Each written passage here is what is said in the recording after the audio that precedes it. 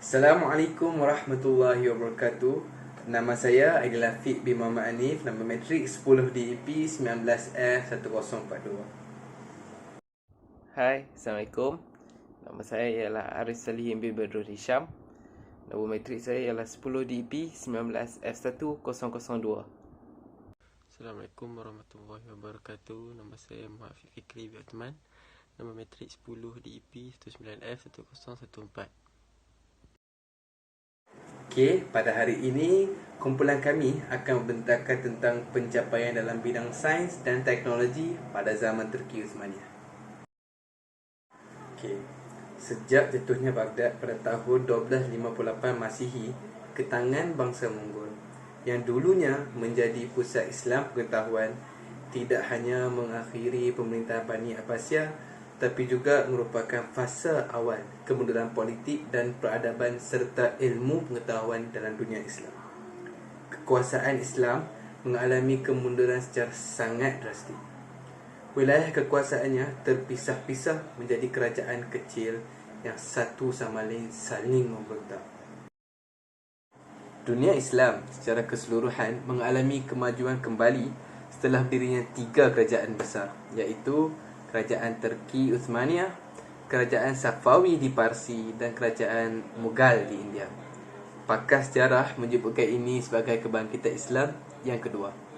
Kerajaan Turki Uthmaniyah bukan sahaja kerajaan yang pertama berdiri, tetapi juga ialah yang paling terbesar dan paling lama bertahan berbanding Kerajaan Safawi dan Mughal. Turki Uthmaniyah dianggap sebagai dinasti yang mampu menghimpun kembali umat Islam setelah beberapa lama mengalami kemunduran ilmu, pengetahuan dan politik. Dengan munculnya kerajaan Turki Uthmaniyah, umat Islam kembali dengan kekuatan yang kukuh. Seterusnya, marilah kita bersama-sama mengetahui lebih lagi dalam mengenai latar belakang kerajaan Turki Uthmaniyah. Semasa penubuhan dan perkembangan Empayar Uthmaniyah, ciri-ciri empayar ini tidak boleh dipersoalkan lagi. Lebih-lebih lagi semasa pemerintahan Sultan Muhammad Al-Fatih. Ini menjadikan Empayar Uthmaniyah istimewa dalam sejarah ketamadunan manusia. Sepanjang kurun ke-16, Empayar Uthmaniyah terus berkembang dari segi wilayah dan kekuasaan dengan mengembangkan kekuasaan sehingga ke Afrika Utara di barat daya dan Parsi di sebelah timur. Semasa pertempuran Chaldiran pada tahun 1514, tentera Uthmaniyah di bawah pimpinan Sultan Selim I memenangi pertempuran menentang tentera Parsi. Hal ini untuk memastikan keselamatan wilayah Uthmaniyah di sebelah timurnya. Selepas itu, tumpuan Empayar Uthmaniyah beralih ke sebelah barat Empayar terbabit. Sultan Sulaiman I selepas menaiki takhta pada tahun 1518, beliau mengetuai beberapa siri ketenteraan di Balkan. Di bawah Sulaiman, yang juga merupakan seorang pakar strategi perang yang hebat, tentera Uthmaniyah marah ke utara dengan menguasai Belgrade pada tahun 1521, mengalahkan Hungary pada tahun 1526 dan menyerang Vienna pada tahun 1529. Kejayaan pengembangan kuasa kerajaan Turki Uthmaniyah ini adalah kerana kemahiran bersenjata api dan taktik peperangan di samping kesempurnaan sistem ketenteraan kerajaan Turki Uthmaniyah. Tentera Uthmaniyah juga amat mahir dalam melakukan serangan dan kepungan, kerana serangan seperti ini mendatangkan kesan kemusnahan yang sangat teruk terhadap musuh mereka. Kepada semua yang tak dapat bayangkan berapa besar kerajaan Turki Uthmaniyah dulu, anda boleh lihat di background slide ini. Itulah saiz kerajaan Turki Uthmaniyah yang dahulu. Masya Allah, memang sangat besar kerajaan Turki Uthmaniyah ini. Perkembangan kekuasaan Uthmaniyah boleh dikategorikan kepada 2 zaman. Zaman pertama boleh dikatakan semasa berlakunya penaklukan dan perkembangan kuasa, iaitu bermula daripada penawanan Konstantinopel pada tahun 1453 sehinggalah kebangkitan Sultan Sulaiman Al-Khanuni, atau lebih dikenali sebagai Sulaiman the Magnificent. Selepas berakhirnya zaman pertama, zaman kedua pula muncul di mana struktur pentadbiran mula menunjukkan kelemahannya akibat daripada perebutan kuasa dan rasuah, iaitu dari tahun 1566 sehinggalah kegagalan serangan ke atas Vienna pada tahun 1683. Pada zaman kedua, pemerintahan Empayar Uthmaniyah mula rapuh selepas kemangkatan Sultan Sulaiman Al-Khanuni sekitar tahun 1566. Pada awal kurun ke-17, pemerintahan Empayar Uthmaniyah menjadi tidak stabil apabila pemimpin kerap bertukar akibat kemangkatan sultan. Pertukaran sultan ini juga bermaksud polisi kerajaan juga akan bertukar bergantung kepada apa yang diputuskan oleh sultan yang baru. Hal ini memburukkan lagi keadaan kerajaan Turki Uthmaniyah kerana kestabilan kerajaan akan goyah setiap kali berlakunya pertukaran polisi. Pertukaran jawatan khalifah yang kerap ini juga mendorong kepada perebutan kuasa di dalam istana. Majlis Syura yang terbentuk untuk melantik pewaris takhta juga lihat tidak berfungsi dengan sebaiknya kerana dilihat memilih khalifah hanya berdasarkan kepada kekuatan, bukan kepada kelayakan. Akhirnya sekali, pergolakan tersebut telah membawa kepada penyingkiran Khalifah Abdul Majid kedua, iaitu khalifah terakhir Empayar Uthmaniyah yang digulingkan. Ini menandakan Empayar Uthmaniyah kerajaan khilafah terakhir dibubarkan secara rasminya pada 3 Mac 1924. Okey, rumusan yang saya dapat rumuskan daripada topik yang telah saya bentangkan tadi. Islam telah mengharamkan rasuah kerana pelbagai kesan buruknya kepada individu, masyarakat dan sesebuah kerajaan.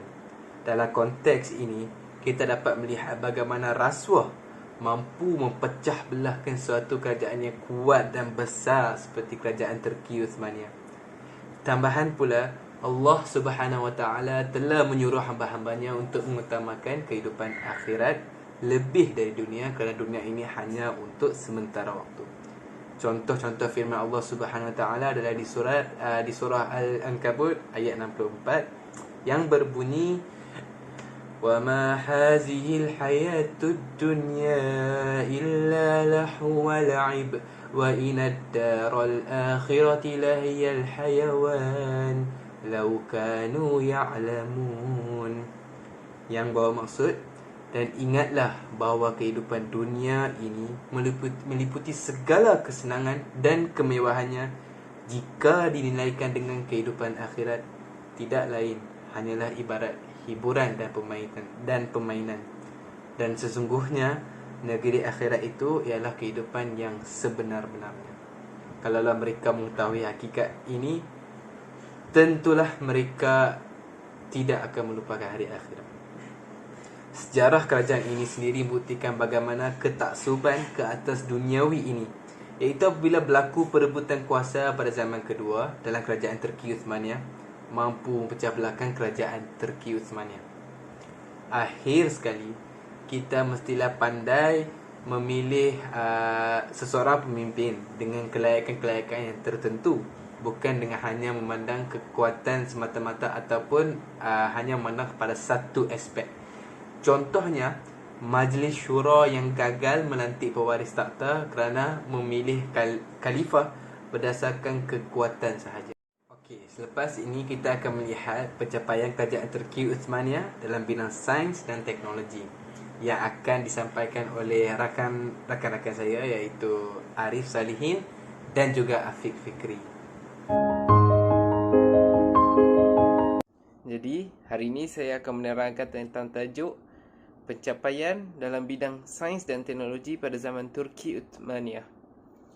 Jadi, kita sudah tahu bahawa pada zaman tersebut terdapat banyak pencapaian yang baik dan memberikan impak positif, terutamanya dari segi sains dan teknologi. Pencapaian tersebut telah memajukan pada zaman Turki Uthmaniyah pada ketika itu. Jadi, hari ini saya telah diberikan tugas untuk menerangkan dengan lebih lanjut lagi tentang apa pencapaian mereka dalam bidang sains dan teknologi pada zaman Turki Uthmaniyah dan pencapaian dalam bidang-bidang lain.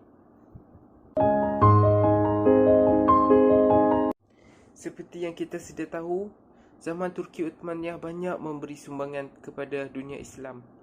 Antaranya ialah perkembangan ilmu pengetahuan, pendidikan, kebudayaan, penerbitan dan penterjemahan.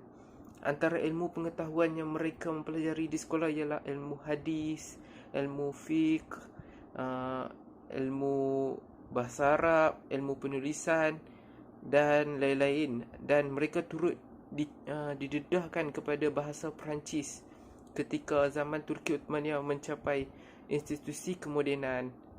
Selain daripada itu, sistem pendidikan seperti madrasah, sekolah pengetahuan akademik, sekolah tentera, maktab teknik dan kolej perubatan turut diwujudkan. Selain daripada itu, sumbangan lain adalah dalam bidang penulisan ensiklopedia dan perpustakaan turut diwujudkan dan ditubuhkan di masjid, hospital dan rumah. Kalau kita lihat di gambar-gambar atas ini, gambar pertama ialah gambar perpustakaan dan gambar kedua ialah gambar masjid dan surau pada ketika itu, dan gambar ketiga ialah gambar madrasah mereka.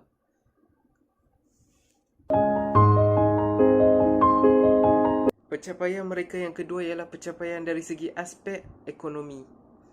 Kerajaan Turki Uthmaniyah berjaya membentuk jalinan perdagangan dunia Islam yang besar dan berpusat di Istanbul pada ketika itu. Hal ini demikian kerana kedudukan Istanbul yang strategik menjadikan bandar itu sebuah bandar perdagangan antara dunia Islam dengan dunia bukan Islam. Ini bermakna negara-negara lain dan kerajaan-kerajaan lain yang bukan Islam turut berdagang di situ. Jalinan perdagangan kerajaan Turki Uthmaniyah meliputi pelabuhan di sepanjang Laut Tengah, Laut Merah, Laut Hindi dan Laut Mediterranean, iaitu di sekeliling The Ottoman Empire atau di sekeliling kerajaan Turki Uthmaniyah. Ini amatlah penting untuk mereka mencapai kejayaan dari segi aspek ekonomi, kerana ini dapat memastikan kerajaan Turki Uthmaniyah pada ketika itu stabil dari segi kewangan dan dalam erti kata lain untuk memajukan kerajaan pada ketika itu.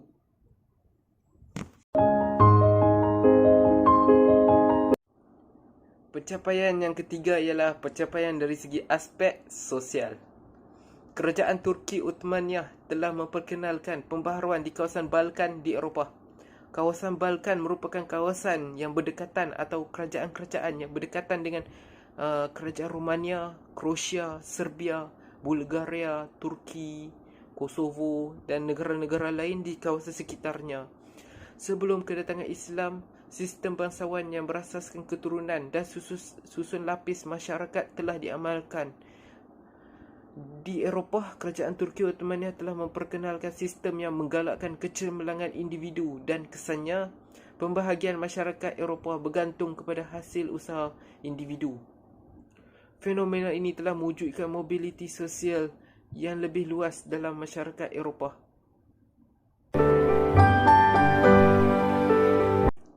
Hasil daripada pembentangan saya sebentar tadi, saya ingin memberikan sedikit rumusan berkaitan apa yang telah saya terangkan sebentar tadi.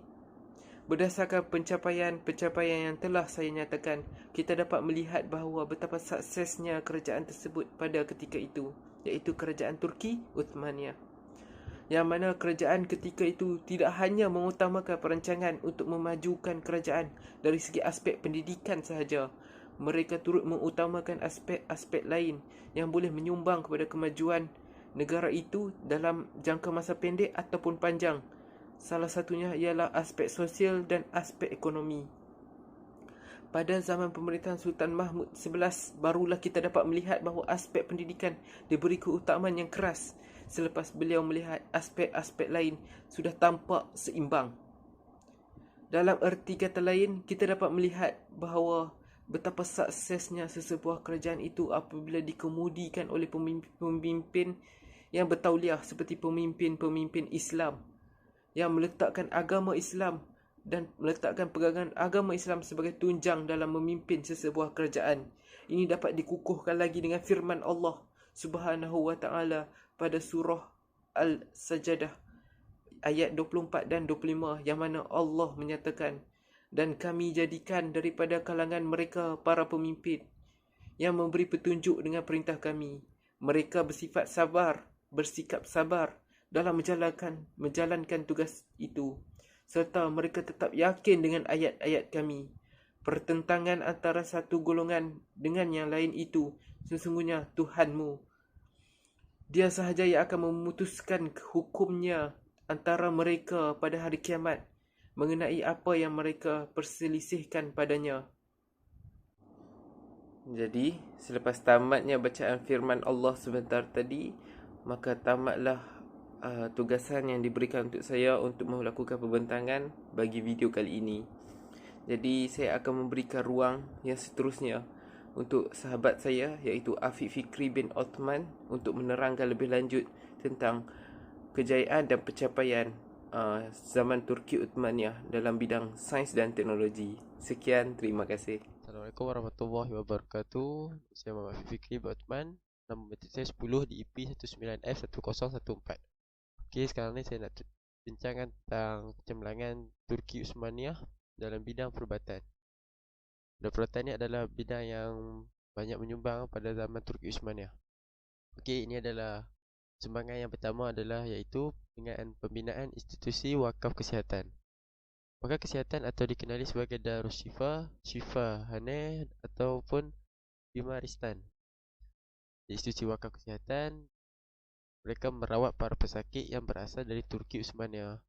Di situ juga untuk pengetahuan semua, di institusi wakaf kesihatan ni mereka membuat pembelajaran tentang ilmu perubatan dan juga mereka mengambil pakar-pakar perubatan dari luar negara untuk berkhidmat di institusi wakaf kesihatan.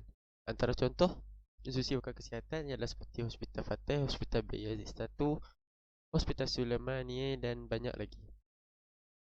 Okey. Ini adalah Hospital Fateh. Hospital Fateh ni terletak di dalam kompleks Fateh di Istanbul. Hospital Fateh ni merupakan hospital wakaf pertama yang dibina pada tahun 1470. Dan pengasas yang membina Hospital Al-Fatih ni adalah Sultan Mehmed II, iaitu pemerintah kerajaan Turki Uthmaniyah pada tahun 1451 hingga 1481 Masihi. Hospital Fatih ni dia mempunyai 80 kubah dan 70 bilik yang mengasingkan pesakit lelaki dan pesakit wanita. Di Hospital Fatih juga merawat pelbagai penyakit seperti penyakit mental, bahagian mata, bahagian gigi dan banyak lagi. Dan untuk semua penyakit mental ni, menurut rujukan saya cari, mereka merawat penyakit mental dengan menggunakan muzik. Unik lah di situ. Okay, ini adalah apa? Kompleks Fatih ataupun di sini Masjid Hospital Fatih dibina. Okay, ini adalah tokoh Islam dalam bidang perubatan. Okay, saya senaraikan dua. Yang pertama Syarifuddin Ibnu Ali Sabuncuglu dan yang kedua Taqi Adin. Okay, yang pertama Syarifuddin Ibnu Ali Sabuncuglu pada tahun 1468 Masihi. Beliau merupakan seorang sarjana penting di zaman Turki Uthmaniyah. Antara buku utama yang dihasilkannya adalah Jariyat Al-Kinayah ketika beliau berusia 80 tahun. Beliau juga memperkenalkan inovasi perubatan sendiri seperti pembedahan plastik torak, cara untuk merawat patah tulang dan banyak lagi. Beliau juga turut memuatkan ilustrasi pertama pakar bedah wanita yang sedang merawat pesakit perempuan dalam karya Jariyat Al-Kinayah. Syarifuddin ini merupakan tokoh yang agak terkenal pada zaman itu. Ini adalah contoh-contoh rawatan yang diberikan yang ada dalam kitab-kitab dia. Okey. Tokoh kedua adalah Taqi Adin. Taqi Adin ini mempunyai sebuah karya utama yang mengenai optik. Optik iaitu seperti penglihatan atau mata. Dalam kitabnya mempunyai 3 jilid dalam bahasa Arab. Kitabnya Nur Hadaqat Al-Ibsar wa Nur Hakikat Al-Anzar adalah kitab yang terkenal bagi Taqi Adin. Ini adalah gambaran wajahnya. Okey, yang seterusnya adalah bidang seni bina zaman Turki Uthmaniyah. Kenalannya, di zaman Turki Uthmaniyah ini terdapat banyak seni bina yang dibina. Pada zaman itu, binaannya seperti masjid, bangunan bersejarah dan banyak lagi. Antara contoh seni bina teragung Turki Uthmaniyah ialah seperti Masjid Biru, Hagia Airin, Galata Tower Istanbul dan banyak lagi. Lahir banyak tokoh tersohor dalam bidang seni bina ini. Kebanyakan seni bina pada zaman ini terlihat hampir sama kerana konsep yang digunakan oleh mereka adalah berasal daripada tokoh yang sama. Inilah contoh seni bina di Turki Uthmaniyah. Ini adalah masa sekarang. Masjid Biru ataupun Masjid Sultan Ahmad. Dan bawah ni lah Hagia Airin di Istanbul. Di atas ni Menara Galata Istanbul, Istana Topkapi. Dan ini adalah Hagia Sophia. Setengah di antara seni bina ini telah bertukar menjadi masjid dan ada yang setengahnya menjadi muzium. Kejayaan menghasilkan seni bina ini didorong oleh tokoh-tokoh yang hebat pada zaman itu. Para tokoh seni bina ini mempunyai daya pemikiran dan kreativiti yang tinggi. Mereka mempunyai kemahiran menggambar dan reka bangunan yang sangat baik. Antara tokoh yang paling terkenal dan termasyhur adalah Mimar Sinan. Okey. Kali-kali saya akan tunjuk siapa itu Mimar Sinan. Mimar Sinan, beliau merupakan antara arkitek agung yang paling berpengaruh di sepanjang zaman. Beliau hidup ketika zaman Uthmaniyah berada di puncak kegemilangan khalifah, iaitu di zaman pemerintahan Sultan Selim I, Sultan Sulaiman I hinggalah ke Sultan Selim II dan Sultan Murad III. Dan nama sebenar beliau adalah Sinan bin Abdul Manan bin Dokhun Yusuf. Antara contoh kehebatan beliau adalah dalam bidang seni bina adalah semasa kempen peperangan di Moldova bersama Sultan Suleiman pada tahun 1538. Beliau telah menunjukkan kemahirannya dalam membina jambatan untuk menyeberangi Sungai Prut dengan masa yang singkat, iaitu 13 hari saja bagi kemudahan orang ramai. Ini dia tunjukkan Masinan ni dia hebat dalam bidang seni bina. Hanya 13 hari saja dia buat jambatan untuk nak menyeberangi Sungai Prut. Perkara ini telah menarik perhatian Sultan Sulaiman Al-Kanuni hingga baginda memuji Sinan atas kecekapan dalam bidang tersebut. Sultan telah menganugerahkan Sinan dengan pangkat Ketua Arkitek Uthmaniyah pada tahun 1539. Semangat itu, beliau digelar sebagai Mimar Sinan yang bermaksud Arkitek Sinan. Antara sumbangan beliau dalam seni bina adalah seperti Hagia Sophia, Masjid Kusuruyah di Syria dan Masjid Sulaimani dan banyak lagi. Mimar Sinan dianggap sebagai tokoh arkitektur ulung Muslim sepanjang zaman dan karya-karyanya adalah simbol kepada kesenian Islam hingga sekarang. Inilah arca Tugu Mimar Sinan yang ada di Istanbul, yang ada di Turki sehingga sekarang. Okay, sekarang adalah bidang perundangan pada zaman Turki Uthmaniyah. Pengenalan. Sultan Sulaiman I telah memperkenalkan Kanun Sulaiman. Kanun ini bertujuan mempertahankan dan membela nyawa, harta serta kehormatan individu, pelbagai bangsa dan agama. Jawatan Kadi dan Mufti dijadikan sebahagian daripada organisasi dan pentadbiran perundangan Islam pada zaman itu. Turut memperkenalkan jawatan Syekhul Islam, Ketua Ulama. Yang dia Syekhul Islam ni dia bertujuan untuk mengeluarkan fatwa-fatwa tersebut. Fatwa dan fatwa-fatwa tersebut telah menjadi aspek penting dalam perkembangan Islam pada masa kini. Itu adalah sumbangannya sehingga zaman sekarang. Terdapat 3 jenis sistem perundangan di zaman Empayar Turki Uthmaniyah. Yang pertama, bagi orang Islam, Qadi, bagi orang bukan Islam dan bagi tujuan perdagangan. Dan terdapat 2 sistem kehakiman pada zaman ini tersebut, iaitu undang-undang syariah yang berdasarkan Al-Quran dan As-Sunnah dan undang-undang kanun yang dikeputusan daripada Sultan. Kedua sistem ini diajar di sekolah undang-undang yang wujud di Bursa dan Istanbul. Ya, pada zaman itu, mahkamah diuruskan oleh seorang kadi yang dilantik oleh Sultan pada waktu tersebut. Okay, yang terakhir sekali, rumusan daripada ketiga-tiga bidang ni. Kejayaan dalam bidang perubatan pada zaman ini perlu diambil sebagai panduan kepada sesebuah negara. Dengan pembinaan hospital-hospital yang banyak mampu membantu suatu negara melakukan rawatan dengan selesa kepada rakyatnya. Dan selain itu, kejayaan dalam bidang seni bina dan perundangan juga sangat penting untuk memajukan sesuatu negara. Dengan adanya undang-undang yang teratur akan membuatkan sesebuah negara itu berada dalam aman dan harmoni. Pembinaan bangunan-bangunan juga bagus untuk sesebuah negara, terutamanya dari segi ekonomi. dan akhir sekali, semua ini tidak akan tercapai jika tiada tokoh ilmuwan yang bijak dan pintar dalam sesuatu bidang. Ini menunjukkan amat penting sesebuah negara melahirkan rakyat yang bijak bagi tujuan memajukan negara dan agama Islam. Saya juga berharap agar negara kita, negara Malaysia, dapat melahirkan ramai golongan muda yang pintar dan bijak dan mampu menaikkan nama negara dan agama Islam kita. Itu saya daripada saya. Sekian, terima kasih. Telah kami lakukan sebentar tadi. Okay, tanpa melengahkan masa lagi, okay, jom kita buat kuisis kita.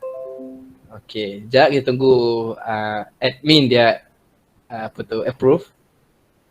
Okay, sekejap. Okay.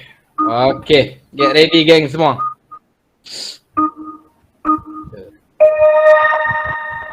Okay, soalan yang pertama. Di bawah pimpinan manakah tentera Turki Uthmaniyah dapat menawan Belgrade, Hungary dan Vienna? Khalifah Abdul Majid II, Sultan Selim I ataupun Sultan Sulaiman I? Okey. Siapa-siapa nak jawab pun dipersilakan. Saya rasa Sultan Sulaiman I. Sultan Sulaiman I? Ya. Sure? Sure. Okay. Okay, try bismillahirrahmanirrahim. Dah tukar jadi warna hijau. Terbaik. Memang terbaik. Terbaik. Okay. Okay, soalan kedua pula. Sebelum kedatangan Islam, sistem yang digunakan pakai di kalangan masyarakat ialah: yang pertama, sistem barter yang menunjukkan sistem pertukaran barang. Yang kedua, sistem bangsawan yang berasaskan keturunan dalam susun lapis masyarakat. Mana satu jawapannya? Siapa-siapa? Sistem barter. Nombor 2. Okay. Ni konflik berlaku di sini. Kedua. Sistem bangsawan. Sistem nombor 2. Anis macam mana nak tukar fikiran kau atau macam mana? Bangsawan. Kita try nombor 2 nah.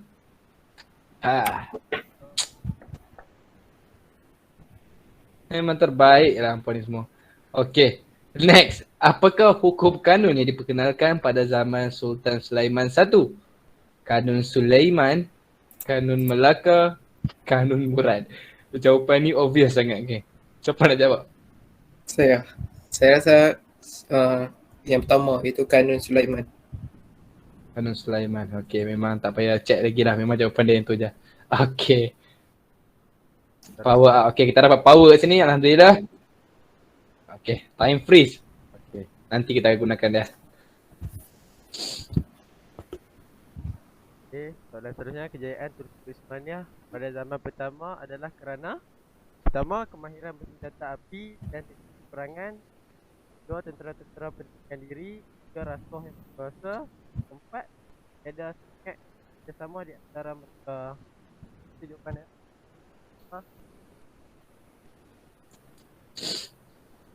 Jawapannya yang first kali, kemahiran bersenjata api dan taktik peperangan. Yang ni pun obvious sangat jawapan dia. Memang okey lah. So far so good. Okay. Dah separuh soalan ni, sikit lagi geng. Bagi betul semua geng. Okay. Antara sistem pendidikan yang berjaya dibuka ialah sekolah tentera, sekolah memasak, tadika kemas. Saya rasa sekolah tentera. Sekolah tentera? Ya. Okay. Sekolah tentera, jawapan yang betul pasal dulu pasal Turki Uthmaniyah memang kuasa tentera dia kuat pasal sekolah tentera ni. Okay, next soalan. Terusnya, hospital manakah bukan pantai satu?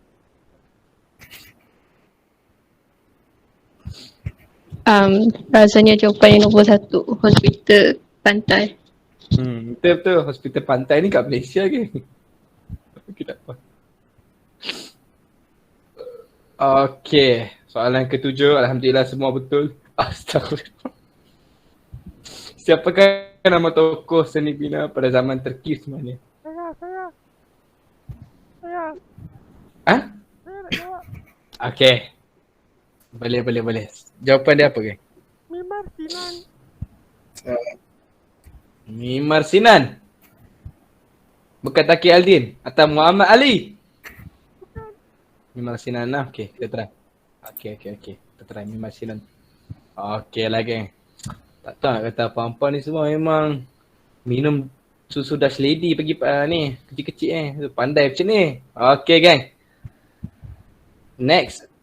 Dia merupakan pelabuhan pada zaman pertama Melaka, Laut Besar, Selat Melaka, Pelabuhan Said. Laut Merah.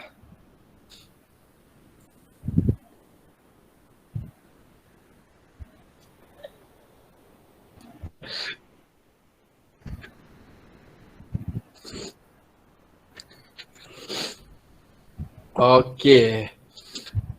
Kita second last soalan ni. Okay, kita tengok zaman pertama adalah zaman di mana Empire Turki Uthmaniyah. Okay, soalan ni saya dah tengok dari tadi memang saudara Ajan duk perform lah. Saya nak tengok dia perform lagi soalan ni. Okay, first, mula menunjukkan kelemahan akibat dari rasuah dan perebutan kuasa ataupun perkembangan dari segi penaklukan dan perkembangan kuasa. Jawapan dah berkembang dari segi penaklukan dan perkembangan kuasa. Serius lah Ajar. Tadi anda dah perform ni. Okay, sekarang kita try. Alam perlu cuba dulu. Hai! 4. Soalan terakhir buat malam ini. Pakar kesihatan cuba di pertama Darussalam, dua Wakatan.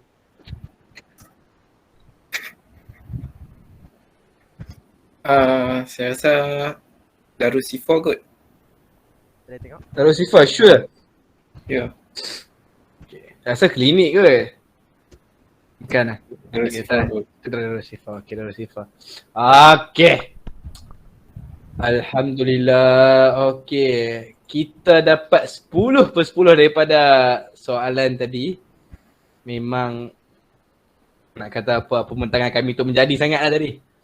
Okay, so terima kasih kepada semua yang join pada malam ini. Okay, sekian. Terima kasih. Wabillahi taufiq wa hidayah. Wassalamualaikum warahmatullahi wabarakatuh.